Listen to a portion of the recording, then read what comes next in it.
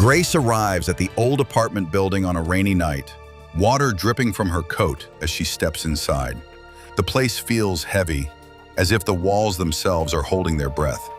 The neon sign outside flickers through the cracked windows, casting sickly flashes of red light on the faded lobby tiles. She has come for a purpose. Someone reported that a child here has been seeing and hearing things that shouldn't exist. Carrying her worn leather bag of ritual tools, she climbs the creaking stairs to apartment 607. Inside, a boy sits, pale and trembling, clutching a blanket, his mother hovering nearby. The air smells damp, laced with candle wax and something faintly rotten. Grace quietly sets up her cleansing ritual, lighting sage, ringing iron chimes, sprinkling holy water. The boy's breathing grows erratic. His eyes seem to look past her, into something unseen. Then, without warning, the lights in the room flicker violently, shadows jumping along the walls. The boy lets out a deep, guttural scream, his body stiffening before suddenly going limp in his mother's arms. Grace steadies her shaking hands and completes the ritual, feeling the tension in the room loosen. The mother, pale and shaken, mutters a warning not to take the elevator, but Grace, tired and eager to leave, ignores her advice. She steps into the ancient elevator, its rusted doors groaning as they close behind her. The panel's buttons are worn smooth, and the light above her head buzzes faintly. She presses lobby. The elevator begins its descent, but after a few seconds, it lurches violently, throwing her off balance. The light dies, plunging her into darkness, until a dim red emergency bulb flickers on. The hum of the cables seems louder now, as if something is crawling through them. The air grows colder. A faint reflection moves in the tarnished metal walls.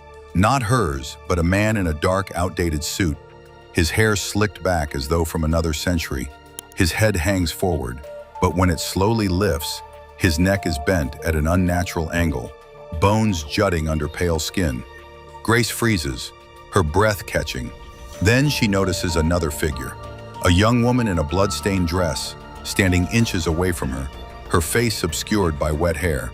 The space feels impossibly crowded now, though she is alone. The figures start to multiply. A firefighter with charred skin, a woman clutching a baby wrapped in a scorched blanket, an old man missing half his jaw. They surround her in the cramped space, eyes fixed on her. Grace feels the floor shudder, but the elevator doesn't move.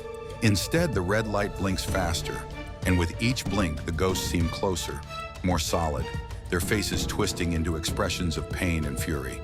The air grows thick, and she can barely breathe.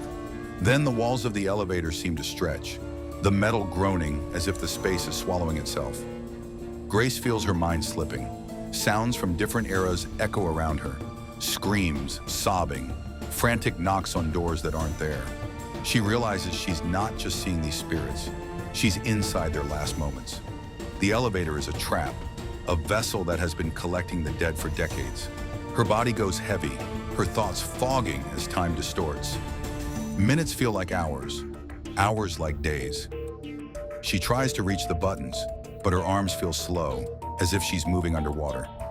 A sharp jolt suddenly knocks her forward, and the figures vanish. The elevator doors slide open to the quiet, dimly lit lobby. Grace stumbles out, gasping, the sound of the rain from outside grounding her back to reality. But when she checks the clock on the wall, her chest tightens. Only 5 minutes have passed since she entered the elevator. Yet she feels as if she's been inside for 5 hours, her body drained, her mind echoing with the voices of the dead. As she walks toward the exit, the faint reflection of the 1920s man watches her in the glass door, smiling faintly before fading into nothing.